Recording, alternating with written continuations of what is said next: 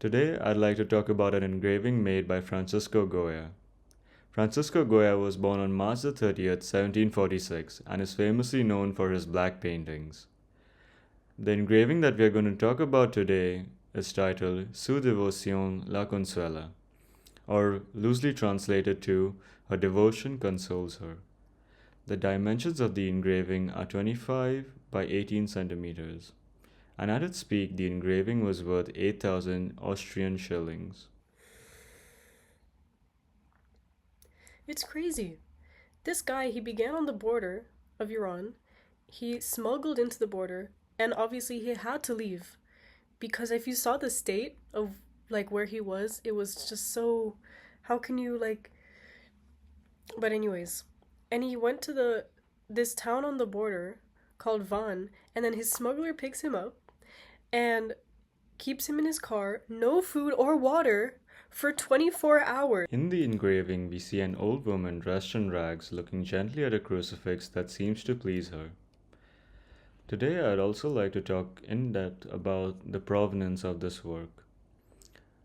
After his death, the engraving was handed down to Francisco Goya's son, Francisco Goya y Bayo, in 1828.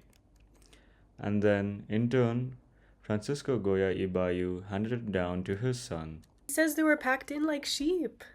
Because, of course, I know smuggling is like a business and they need a profit off of it. After which, the engraving was sold to Federico de Matarazzo in Madrid. Federico de Matarazzo was the son of the director of the Museo Prado. So then they stop at Istanbul for 3 days. They go to his house in Izmir. But imagine, it gets worse. They fucking have to cross a fucking forest after sunset to get to the coast in the middle of the night. And their smuggler just leaves them there. No food or water, again. And 3 years after his father's resignation, he assumed the role of director. And then they're told to go towards Greece in a rubber dinghy. And their smugglers are all like, see that light over there across the sea? That's the Greek shore. And my God. The Museo Prado is one of the most dignified collections of the world, and I'm sure this Goya was right at home next to Velázquez and Murillo. So then they approach the shore in the rubber dinghy, but they're spotted by the fucking police, of course. So guess what they had to do? Actually imagine what they had to do. They had to puncture their dinghy so that they could be classified as drowning, and so they could not be sent back to Turkey. What? Then the engraving entered the collection of Paul Lebas. Paul Lebas was a Parisian sculptor and steelworker. And sent to a refugee camp. Already making its rounds in Paris, the painting was sold to the Hotel Drouot. More a prison than a camp, to be honest.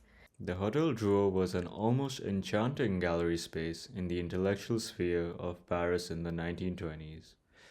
It was a space for the auction of antiquities and curiosities. So they're on their way. They go to Macedonia, then Serbia, and then they're arrested in this town called Nice. I swear they can't catch a fucking break.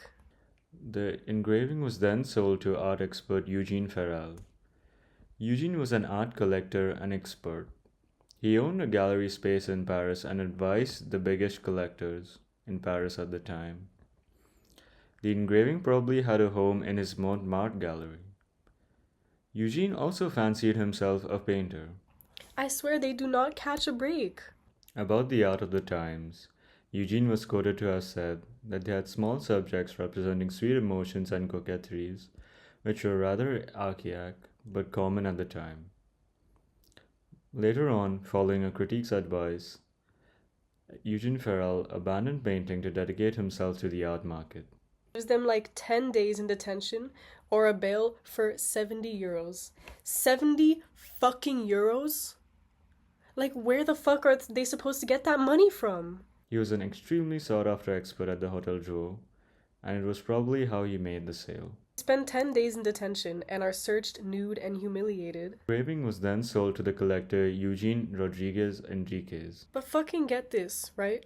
When they get out, the government gives them jack shit in terms of documents or anything like that. to legally exist or circulate in Serbia.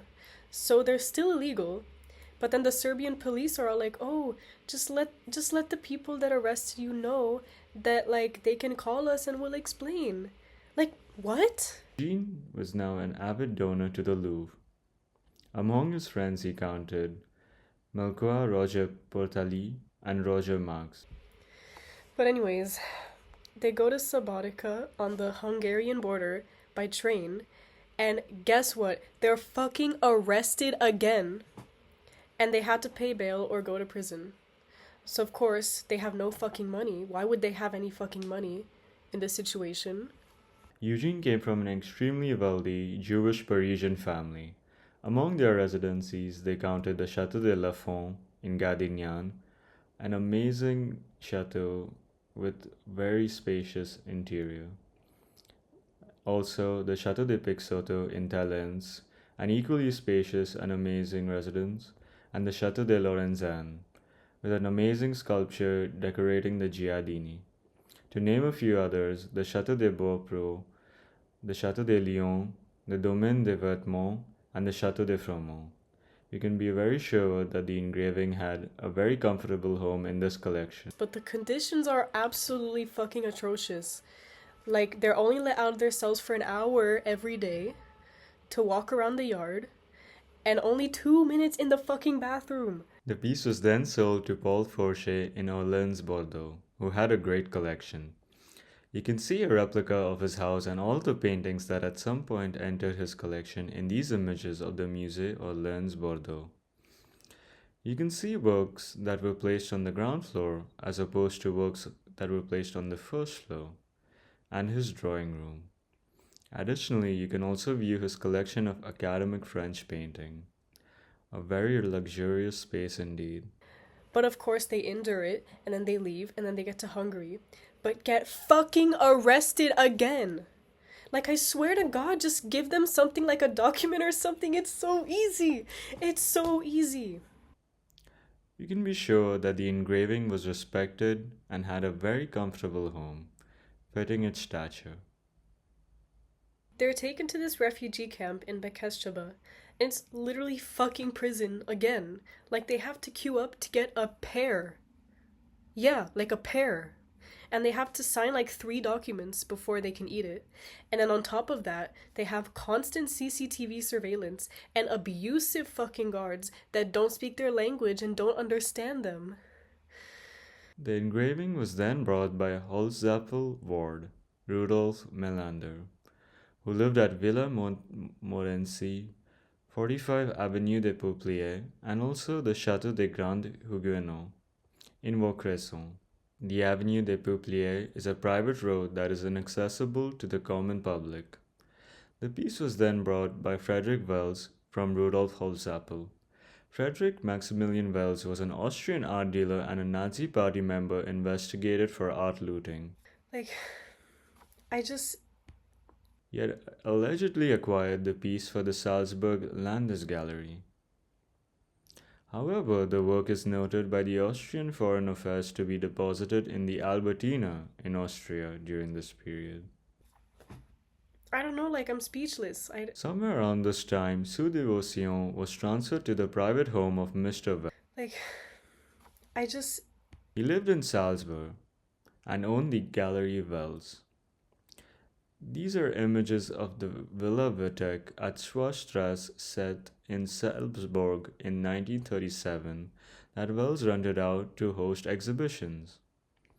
A very, very luxurious space. So then they have to escape, right? Because it's a fucking concentration camp. And they make it finally to Budapest, then to Vienna, then to Hamburg, by hiding in the storage locker under the bunks on the trains. The work was resold by Frederick Wells to Dr. Preyer Hemstadt on July 1st, 1944. The inventory of the Landesgalerie of Salzburg mentions that this drawing was destroyed in a bombing on November 17th, 1944, in accordance with the statement made by Dr. Preyer to the Americans in 1947. And then he's arrested anyway, later, for like the 4th time. Like, fuck, like, What? The Salzburg district where Dr. Peyer lived was indeed bombed that day. This time he's honestly like too tired to even fight it. The drawing was sold in 1949 by Peyer, who sold it for the sum of 8,000 Austrian shillings to Dr. Bennett. He was forced to sign a document because he had no choice, like none at all. It's fucked up. Because imagine having to leave your home just for peace and then having to go through all this shit. Like, it's fucking counterintuitive. Like, and of course he has to go to prison again. No refugee camp, no extradition, nothing. Prison. For the Albertina Museum in Vienna. They actually end up in Monaco and then in Nice. And then they get arrested. It was inventoried there under number 30843. Because apparently they're wet due to the rain, but they have no blankets. The walls of the Musée Albertina really do justice to the incredibly prestigious works of art that they support. I mean, just look at the way the space is adorned. Said that France was a welcoming country. The transfer of the artworks from one owner to another is quite unknown after 1945. The drawing was officially returned to the French government on May 12, 1950, and it was placed in the spacious and well-decorated halls of the Louvre. Occasions they go to Cannes and then to Paris, which finally, their goal. And they ask for asylum. But all they have to fucking sleep in is cardboard boxes. Their situations are still terrible. Like, I can't.